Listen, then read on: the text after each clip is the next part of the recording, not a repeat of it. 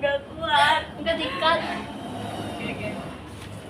Aku mau menjelaskan mah depannya gitu. Saya karena reti wawancara gitu. Tapi mau sing lebih ayu kayak mantep ring. Oke. Oke. Mulai malu. Assalamualaikum pas. Cukup. Coba. Assalamualaikum Pas Kia. Perkenalkan, saya Mutiara Auliati Nisa. Sebelumnya, saya meminta izin untuk mewawancarai Anda untuk memenuhi tugas bahasa Indonesia teks biografi tokoh yang menginspirasi karena Anda merupakan tokoh yang menginspirasi bagi saya. Apakah Anda berkenan jika saya memberikan beberapa pertanyaan? Iya, berkenan. Nggak kuat. Nggak kuat. Pokoknya nama udah bersama gimana sih? Ya.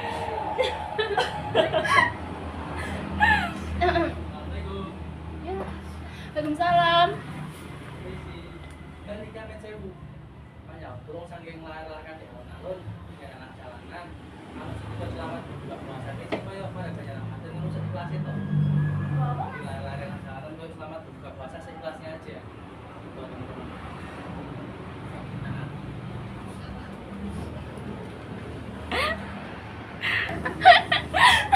Ngapain? Langsung gitu ya, aku tikat semua. Pulang aja nggak bagus Langsung guyu. Udah. Assalamualaikum Faskia. Ini coba bersama. Iya nggak sih? Oke. Assalamualaikum Faskia. Waalaikumsalam. Perkenalkan, saya Mutiara Auliati Nisa. Sebelumnya, saya meminta izin untuk mewawancarai Anda untuk memenuhi tugas bahasa Indonesia teks biografi tokoh yang menginspirasi. Karena Anda merupakan tokoh yang menginspirasi bagi saya. Nggak bisa sih. Bisa. Terus sih. Bisa. Kipasnya gerak.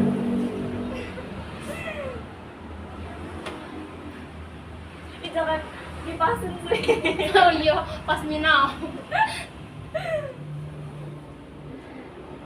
Assalamualaikum Faskia. Waalaikumsalam. Perkenalkan, saya Mutiara Auliati Nisa. Sebelumnya, saya ingin meminta izin untuk mewawancarai Anda untuk memenuhi tugas bahasa Indonesia teks biografi tokoh yang menginspirasi. Karena Anda menginspirasi bagi saya. Apakah Anda berkenan jika saya memberikan beberapa pertanyaan? Baik, berkenan. Kenapa kita nggak pakai itu loh? Apa? Harus Oh, pakai HP ku kok? nggak khawatir. Tapi memori cepetin Pakai HP gua. kan HPB ya. Tapi pas penuh banget. Wah. Sumpah. Langsung Kita aja. gede. Duh. Ya, Nek. Kan bisa. Soalnya nek kono Pak Eva kali ketutup suara motor. Jawab begitu. Siapa langsung? Ya ampun, kita awal aja belum selesai. Assalamualaikum Faskia. Waalaikumsalam. Perkenalkan, saya Mutiara Auliati Nisa. Sebelumnya saya meminta izin untuk mewawancarai Anda untuk memenuhi tugas bahasa Indonesia teks biografi tokoh yang inspiratif. Karena Anda merupakan tokoh yang menginspirasi bagi saya. Apakah Anda berkenan jika saya memberikan beberapa pertanyaan? Iya, berkenan. Oke. Bagaimana kabar Anda hari ini? Alhamdulillah baik. Sebelum kita mulai, saya ingin mengucapkan selamat atas semua pencapaian Anda. Bisa Anda perkenalkan diri terlebih dahulu? Oke, perkenalkan, nama saya Faskia Nursabagis. Biasa dipanggil Faskia, saya berusia 16 tahun. Tepatnya lahir pada 15 Agustus 2008. Dan sekarang ini saya merupakan pelajar aktif di SMA di salah satu kabupaten Pekalongan. Ya. Bagaimana kehidupan sekolah Anda saat SMP? Apakah Anda menyukai berbagai kegiatan ekstrakurikuler? Di SMP ini tentunya aku menyebut masa SMP ini adalah masa transisi, di mana di masa SMP ini di kelas 7 aku merupakan seorang yang ambivert ya. Mungkin susah untuk menyesuaikan di lingkungan baru. Tetapi setelah di kelas 8 aku mencoba beberapa ekskul dan ternyata aku cocok di bidang tersebut. Aku mengeksplor diri aku melalui berbagai organisasi dan ekstrakurikuler. Berarti pas kelas 7 mencari jati diri dulu ya? Iya betul. Oke, saya mendengar bahwa Anda pernah mengalami kesulitan karena nilai rapor yang pas-pasan. Bagaimana perasaan Anda saat itu? Tentunya ada rasa sedikit kecewa, mungkin karena di kelas 8 aku mulai aktif dengan kegiatan ekstrakurikuler, organisasi, mungkin itu mengganggu sedikit di nilai akademik saya. Tetapi tentunya saya dengan prinsip saya pegang adalah saya bisa kalau saya mau. Dengan kemampuan itu saya belajar banyak hal dan kalau seperti ada gini kayak mumpung nggak sih? Enggak apa-apa lah ya. Pelan. Pertanyaannya Pak, Ya, pusing apa sih? sering saya mendengarku. Itu tuh enggak apa-apa kan aku nanya ini. Nggak apa-apa, Di nomor ini. nggak apa-apa. Mau sing ada iki, sing sebelum iki. Saat SMP. Hmm. Itu bagus sih jawabannya. Oh, iki dulu Le. Apa? Saat SMP bagaimana hasil akademik Oh. Anda? Kenapa aku langsung lari iki Pak? Makanya kayak gak nyambung. Oke, Jadi jadi empat, yang empat. Saat SMP, bagaimana hasil akademik Anda? Apakah ada tantangan dalam belajar? Kalau berbicara tentang akademik, tentunya aku bukan anak yang benar-benar ambis dan anak-anak yang pintar, tetapi dengan kemauan saya untuk belajar, saya bisa mengikuti dan menyeimbangi antara nilai akademik dengan organisasi yang saya ikuti. Saya mendengar bahwa Anda pernah mengalami kesulitan karena nilai rapor yang pas-pasan. Bagaimana perasaan Anda saat itu? Ya tentunya kecewa, mungkin itu juga karena faktor dari organisasi dan kegiatan-kegiatan yang aku ikuti itu berpengaruh sedikit ke dalam nilai akademik saya. Tetapi saya juga masih bisa mengatasi hal tersebut dan alhamdulillah di kelas 8 dan kelas 9 masih bisa masuk kelas unggulan. Ketika salah. Gak apa-apa kan gue ngangkat tangan. Iki harusnya iki saya sih udah mengajukan piagamnya iki terus Balik gak sih kue? iya sama balik lah sih iki maksudnya aku tahu di sini Gue udah diinget 7 gak sih? itu dia harusnya 6 sih 6 Oh, 3. Tadi 5 kan? nah Terus iki National Science Social Competition Anda mengajukan piagam National Science Social Competition sebagai pertimbangan masuk SMA. Bagaimana perjuangan Anda dalam mengikuti olimpiade tersebut? Iya betul sekali, aku pernah mengikuti sebuah olimpiade yang diselenggarakan oleh Civia Competition dan berkolaborasi dengan salah satu SMA di Kota Pekalongan dan alhamdulillah mendapat juara 2 kategori SMA sederajat walaupun belum bisa mendapat kategori umum. Nah, di situ banyak banget tantangan-tantangan termasuk salah satu kekurangan saya dalam kurangnya memahami materi yang akan diberikan dan keterbatasan waktu. Di situ tidak hanya belajar mandiri saja, tetapi aku dibantu oleh kakak tingkat yang kebetulan pernah mengikuti olimpiade tersebut. Ketika Anda tidak bisa masuk ke SMA impian, bagaimana cara Anda mengatasi situasi tersebut? Mungkin yang pertama perasaanku kecewa karena nggak bisa masuk di SMA impian aku, dan mungkin hal tersebut karena faktor tadi pengaruh nilai yang pas-pasan. Tetapi dengan itu aku percaya bahwa setiap langkah yang sudah aku ambil adalah takdir dan harus dijalani dengan ikhlas. Meskipun tidak masuk SMA impian, Anda tetap bersyukur dan menjalani hidup lebih baik. Apa yang membuat Anda tetap semangat? Ya tentunya seperti tadi ada rasa kecewa sedikit ya ketika tidak bisa masuk ke SMA impian aku. Tetapi dengan hal tersebut justru memotivasi saya karena aku pernah nemu kata-kata yang bunyinya itu aku nggak bakal jadi sampah dimanapun aku dibuang.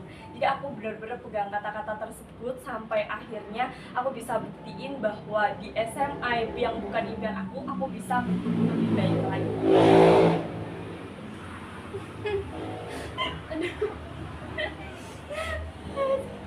Sangat menginspirasi ya guys. Bagaimana perasaan Anda saat pertama kali masuk SMA? Apakah ada tantangan dalam beradaptasi? Banyak sekali tantangan karena salah satu kekurangan saya juga yaitu beradaptasi dengan lingkungan baru itu sangat sulit. Jadi untuk pertama masuk di SMA saya pernah mendapati fase-fase sendiri di mana aku merasa kesepian dan butuh waktu hampir 1 bulan untuk dapat beradaptasi dengan lingkungan yang baru. Lama ya. Betul. Setelah masuk SMA, bagaimana awalnya Anda tertarik untuk mengikuti organisasi dan kegiatan ekstrakurikuler?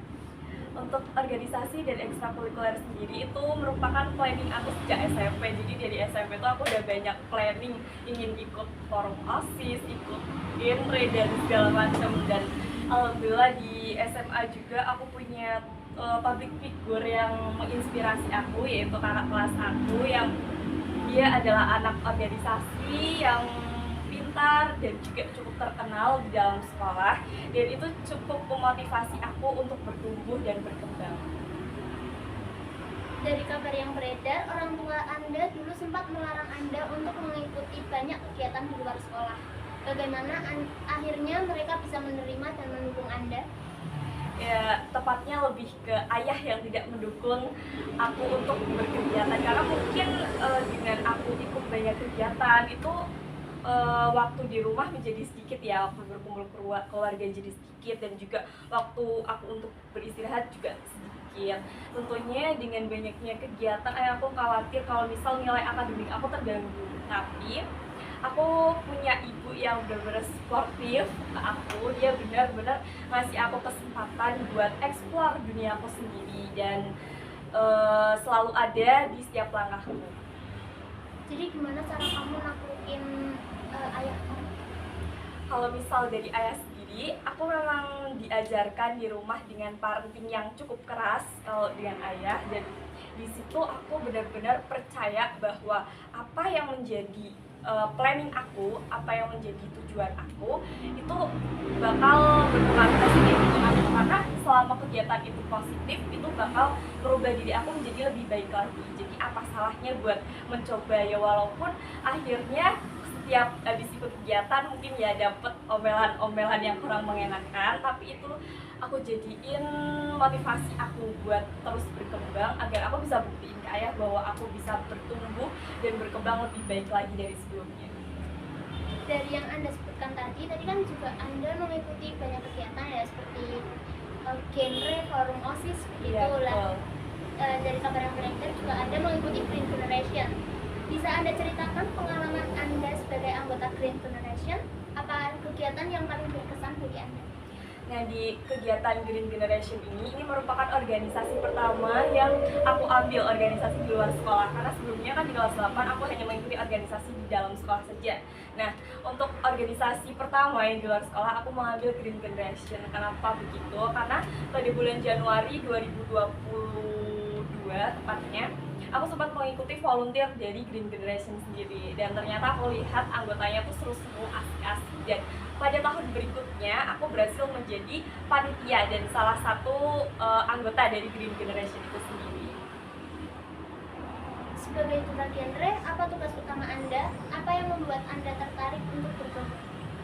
Kalau genre ini sebenarnya nggak ada di plan aku dari SMP, cuman berhubung kayak salah satu hobi aku yaitu mencoba hal baru, aku pengen mengeksplor apa yang belum aku ketahui gitu ya. Rasa ingin tahu tuh bener-bener ada banget di pikiran aku buat coba ikut genre. Nah, di kelas 10 ini aku mengikuti genre dengan posisi aku yang masih 16 tahun. Mungkin materi genre itu belum bisa dicerna sama otak aku, tapi alhamdulillah masih bisa mendapatkan juara berbakat ya. Yang membuat aku tertarik adalah aku ingin mencoba hal baru, aku ingin menambah relasi dan pengalaman baru dari kegiatan tersebut.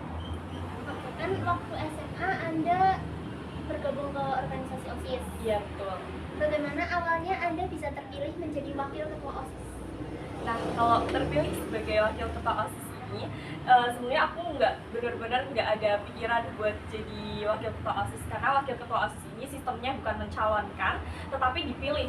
dimana kita dipilih. Waktu itu ada seleksi tahap awal, yaitu seleksi pemberkasan, seleksi wawancara, dan alhamdulillah ternyata mendapat amanah dari kakak kelas serta pembina untuk menjadi kandidat ketua OSIS yang pada akhirnya mendapat suara 2 terbanyak dari urutan 3 kandidat, akhirnya menjadi wakil ketua 1. Berarti sebelumnya Anda belum pernah membayangkan Pak akan ada di posisi ini ya? Iya betul, sama sekali tidak membayangkan. Setelah menjadi wakil ketua OSIS, Anda kemudian bergabung dalam forum OSIS Kabupaten. Iya, Bagaimana perasaan Anda bisa mencapai tingkat tersebut? tentunya aku bangga sama diri aku sendiri karena yang dari awalnya aku seorang ambivert yang sulit untuk bergabung di organisasi karena mungkin keterbatasan aku dalam berinteraksi sama orang itu kurang, dan ya dengan ikut OSIS di sekolah aku berkesempatan untuk ikut lagi di tingkat selanjutnya, yaitu forum OSIS Kabupaten Pekalongan, dan alhamdulillah kemarin aku lolos di forum OSIS Kabupaten Pekalongan. Dari berbagai kegiatan yang Anda ikuti, mana yang paling memberikan perubahan besar dalam hidup Anda? Mungkin semua kegiatan membuat aku jauh lebih baik, tetapi sejauh ini organisasi yang benar-benar mengubah aku dari yang tadinya aku nggak bisa, yang tadinya aku benar-benar kayak nggak tahu jadi tahu, itu adalah di Duta Genre Kabupaten Pekalongan. Kenapa? Karena di genre ini sebelumnya aku jujur ajang kedutaan aku kira adalah dimana aku cuman jadi model buat jalan-jalan, tapi ternyata tugas Duta Genre itu lebih dari itu. Kita harus memahami banyak materi tentang triad KKR, 8 fungsi keluarga, dan masih banyak lagi materi-materi genre yang aku benar-benar merasa jauh lebih berkembang dari sebelumnya setelah mengikuti Duta Genre tersebut. Dari semua pengalaman ini, siapa orang yang paling berperan dalam perjalanan Anda? Tentunya ibu ya, karena di dalam keluarga sendiri aku kurang mendapat support dan dukungan dari ayah, dan ibu benar-benar kayak ngajarin aku buat nggak takut mencoba banyak hal. Ibu memberikan aku kesempatan buat mengeksplor dunia aku sendiri, buat ya udah dimanapun kamu berada, dimanapun kamu melangkah, apa tujuan yang kamu udah planning itu ibu selalu dukung aku. Jika Anda bisa berbicara dengan Faskia versi SMP yang belum merasa gagal, apa pesan yang ingin Anda sampaikan kepadanya? Ya, buat titik ini aku bangga karena dulu aku berani mencoba. Kayak aku nggak ngebayangin kalau misal diri aku dulu tidak berani mencoba untuk melangkah gitu. Jadi dengan mencoba hal baru, aku bisa lebih mengeksplor diri aku lebih bisa mengeksplor dunia aku yang alhamdulillah jauh lebih bisa berkembang dari sebelumnya. Apa pelajaran terbesar yang Anda dapatkan dari perjalanan ini? Bentar ya, mikir apa soalnya Pelajaran terbesar yang Anda dapatkan. CPT-KP loh. Pelajaran terbesar yang Anda dapatkan dalam hidup. Pelajaran terbesar apa ya? Aku kok bingung. Sosialisasi. Terbesar Ya kan masih merasakan. apa pelajaran terbesar yang Anda dapatkan dari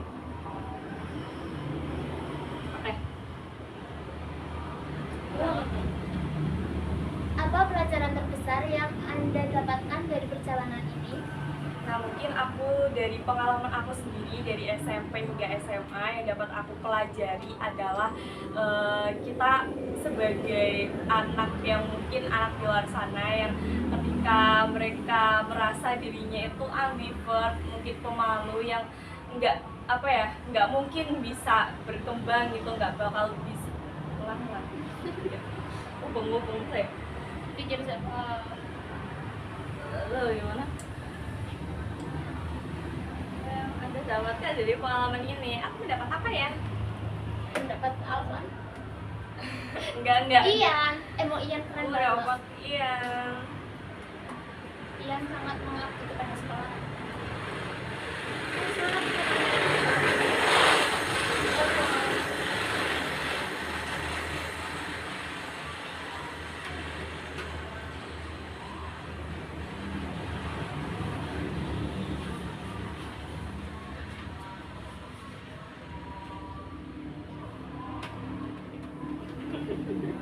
Oke. Wis, Pak. Apa pelajaran terbesar yang Anda dapatkan dari perjalanan ini? Nah, mungkin dari perjalanan aku dari sewaktu SMP hingga SMA, pelajaran yang benar-benar mengajarkan aku apa ya, berkembang dan bertumbuh lebih baik lagi adalah dimana hidup ini bukan merupakan kompetisi. Jadi tidak penting seberapa cepat kamu berjalan, yang penting kita yang penting kita berani melangkah, dan dengan langkah tersebut kita bisa mengambil keputusan, kita bisa bermimpi sebesar apapun itu. Karena dengan kita kayak misal nggak bisa Gak apa-apa, nanti tak cut bagian nya. nggak ulang bentar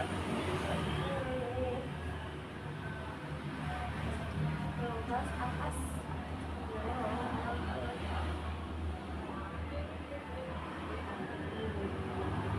Oke. Insya Allah ya. Insya Allah. Apa pelajaran terbesar yang Anda dapatkan dari perjalanan ini?